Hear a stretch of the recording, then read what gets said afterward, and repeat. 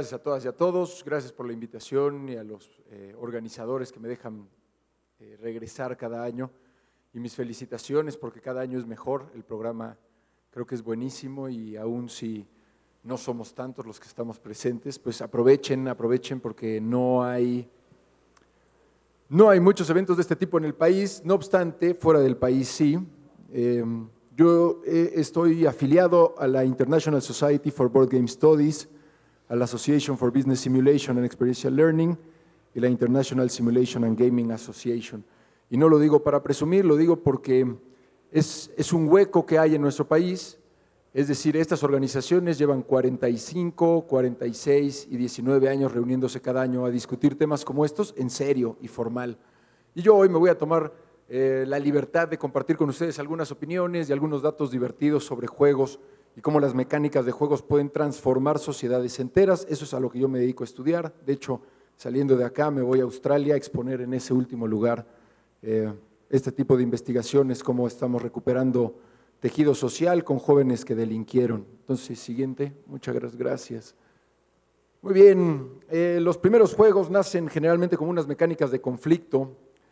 Si bien para los juegos en Egipto parece que eran juegos como de carreras, donde te jugabas la vida y la muerte y Osiris decidía si te quedabas de este lado o del otro lado, de los que tenemos mejor registro son el griego Peteia, el romano Ludus Latrunculorum y los escandinavos y de Europa del Norte Nefetafel, ¿no? Son juegos que parecieran simular una batalla, son juegos de captura donde dos piezas pueden encerrar a una y capturar esa pieza única. Para los de Nefetafel, además son divertidos porque son juegos de emboscada, es decir, hay un rey en el centro, sus escoltas alrededor y los sicarios que tratan de ir a secuestrar al rey o viceversa, el rey y sus escoltas tratan de escapar. ¿Qué ocurre con estas mecánicas? Bueno, son innovadoras en el sentido de que son los primeros juegos que podemos registrar históricamente y arqueológicamente, y las piezas de estos primeros juegos, sobre todo el Peteia, que sería el más viejo, el griego, no están diferenciadas, ¿no? Era un tablero cuadriculado con piezas todas iguales, un color para un jugador, el otro color para el otro.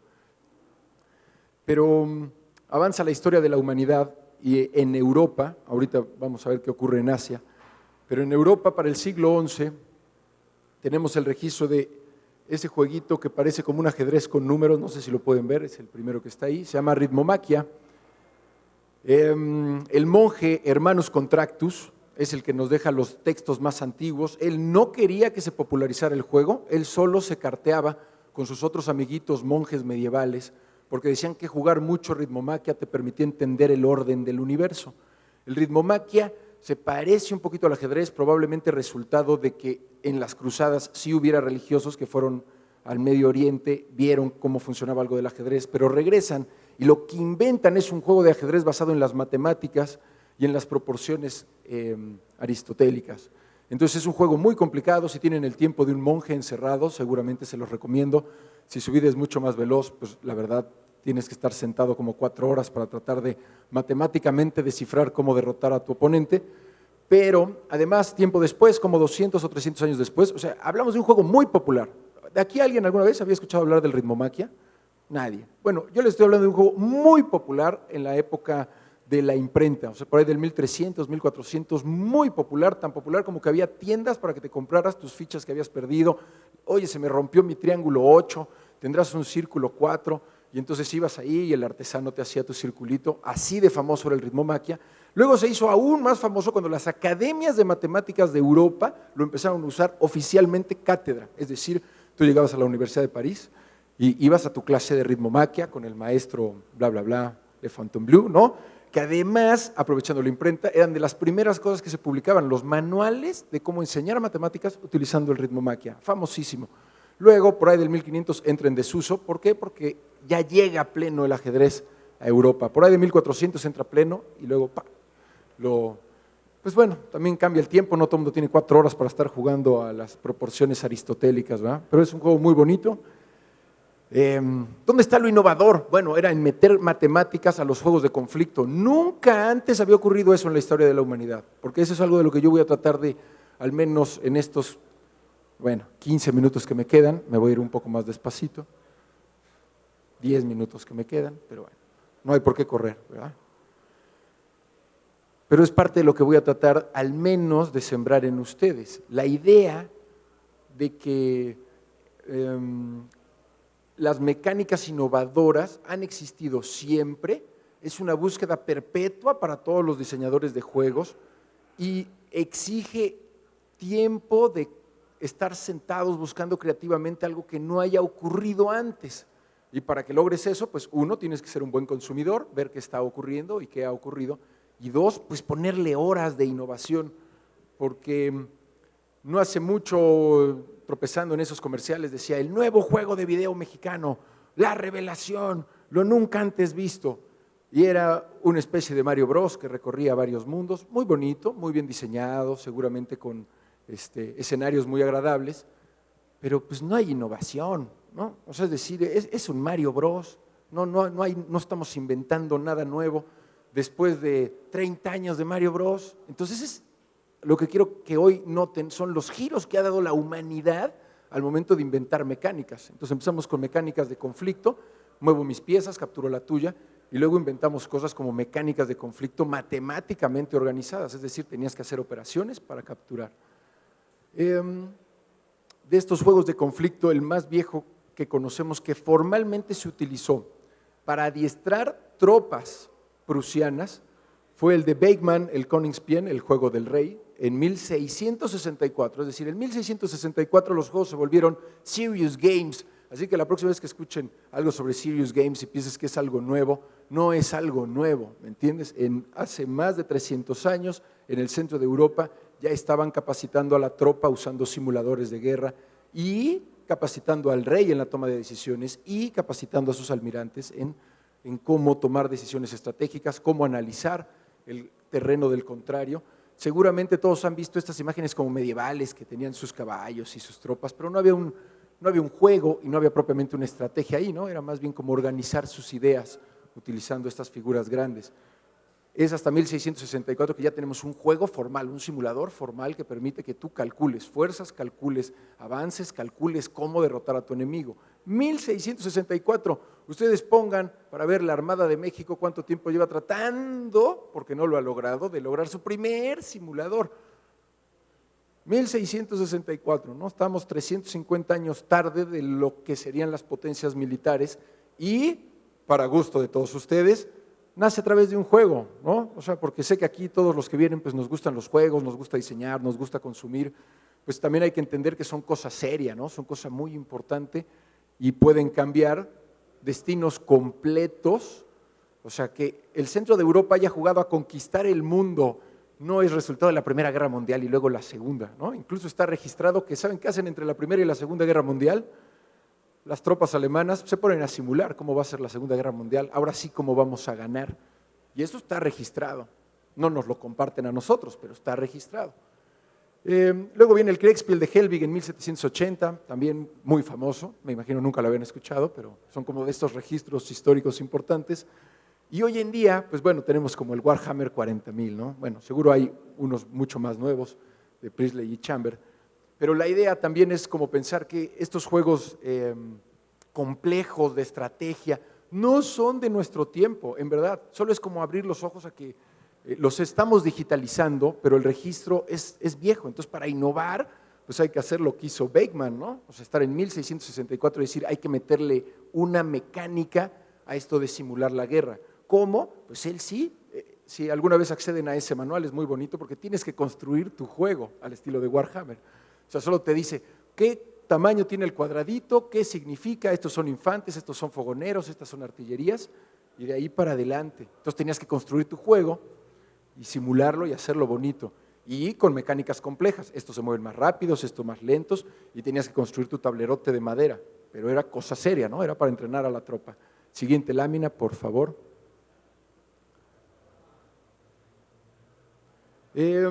Después de las mecánicas de conflicto, lo siguiente que ocurre en la humanidad son las mecánicas económicas. No sé si sabían la historia del Monopoly, de verdad es muy interesante, no se la pierdan. Realmente lo inventa una mujer, Lizzie Magie, su patente es de 1904, los Parker Brothers se la compran en unos artilugios legaloides muy debatibles, ¿no? La pobre mujer muere de tristeza, ella, o sea, no solo mujer de principio de siglo, sino además no era capitalista, ¿me entienden? Era una progresista e inventa el Landlord Game, que es el juego de Monopoly, solamente le cambian de nombre, para demostrarte que la riqueza terminará en manos de uno y todos los demás en la pobreza extrema. Es decir, el Monopoly sí es un juego, no es un juego de estrategia, porque ella lo quiso basar en un dado para que no fuera como que no importa qué estrategia tomes, aleatoriamente yo te voy a demostrar que el dinero va a acabar en manos del más millonario del universo que vive en nuestro país, ¿no? Y el resto de las grandes masas universales empobrecidas. Y ella lo demuestra con este simulador. Usando el mismo juego, ella te regalaba dos juegos, ¿no? Tú te comprabas el Landlord's Game, demostrabas que la economía de capital salvaje apesta, ¿no? No apesta, pero bueno, tiene estas controversiales conclusiones. Pero podías jugar también el Prosperity Game, ¿no? Un juego de la prosperidad, donde había que hacer una economía colaborativa y lograr que tu mesa sobreviviera el mayor tiempo posible contra las crisis económicas. Por supuesto, cuando los Parker Brothers compran la licencia en la crisis de los 30, lo que hay que hacer es que la gente se vuelva salvaje en el capitalismo. Entonces sale el Monopoly como capacítate, tú puedes ser un cerdito salvaje, ¿no? Y dejar a todos los demás en ruina, acumula más dinero que los demás, al fin y al cabo los demás que se mueran de hambre, ¿no? Y ella, claro, muere de tristeza porque la idea del juego era al revés, era que tú jugaras el de Prosperity y aprendieras que el dinero que circula en una comunidad genera, obviamente, mucho más bienestar para todos los participantes. Así nace el Monopoly.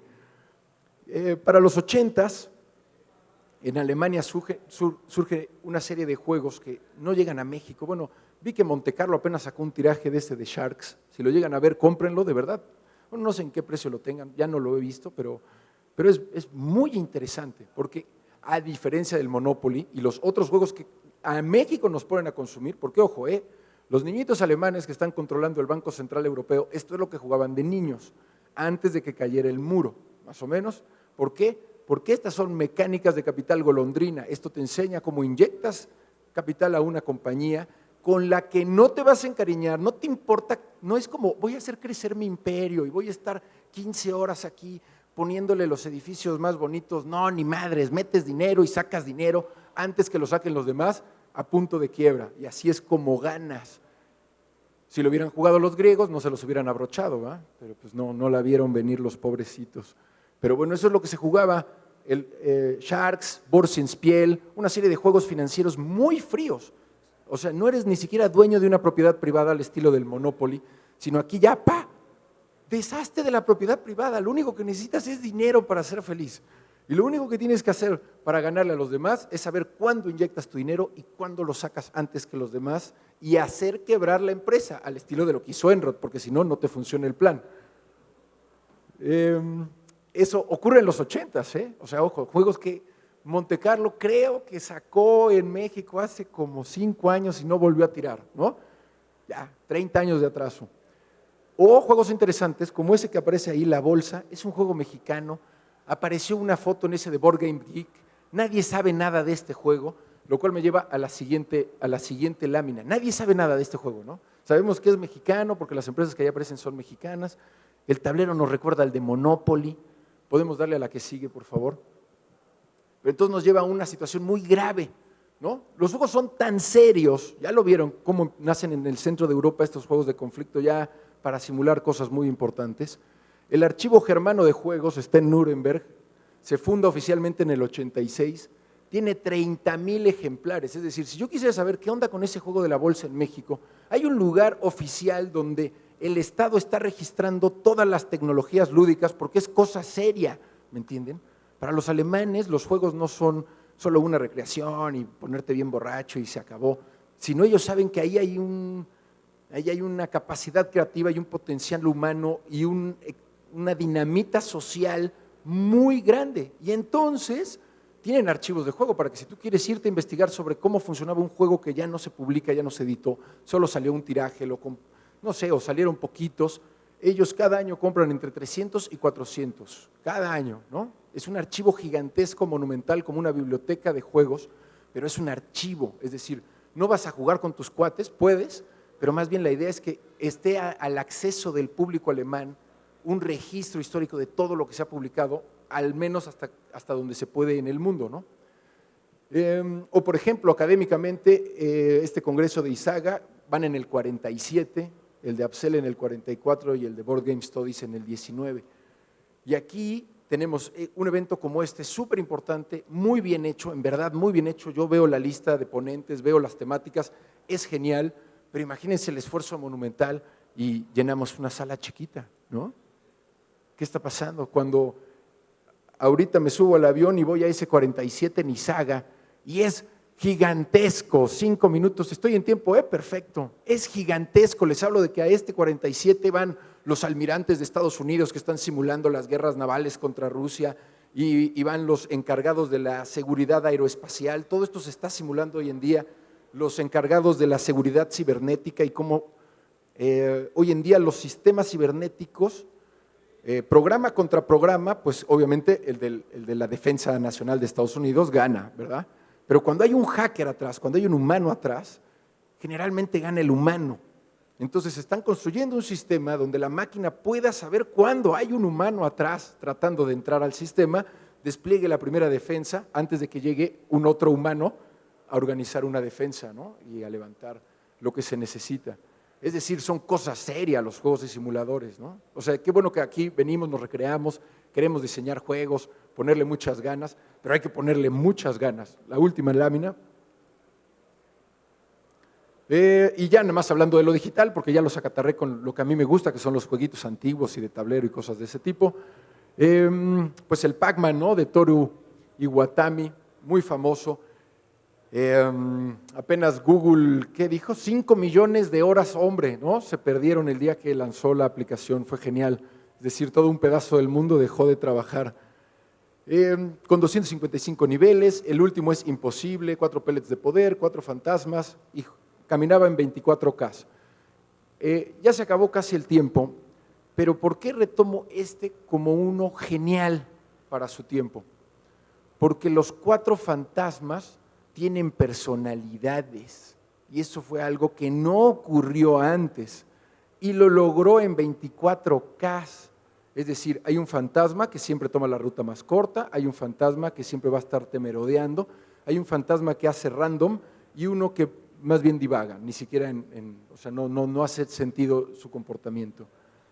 En 24K, ojo, Toru Iwatani tenía un equipo de programadores, ¿no? Sé que los que estuvieron aquí antes de mí también hablaron del trabajo en equipo, es muy importante, ¿no? Entonces también hay que perder la idea de yo todo lo hago solito, ¿no?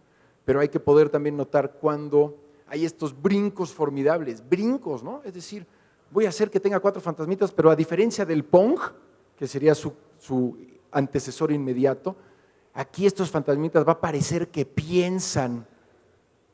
No, pues imagínense las 100,000 copias que se vendieron, lo que significó para esas personas. Entonces, bueno, les agradezco mucho el tiempo. Muchas gracias.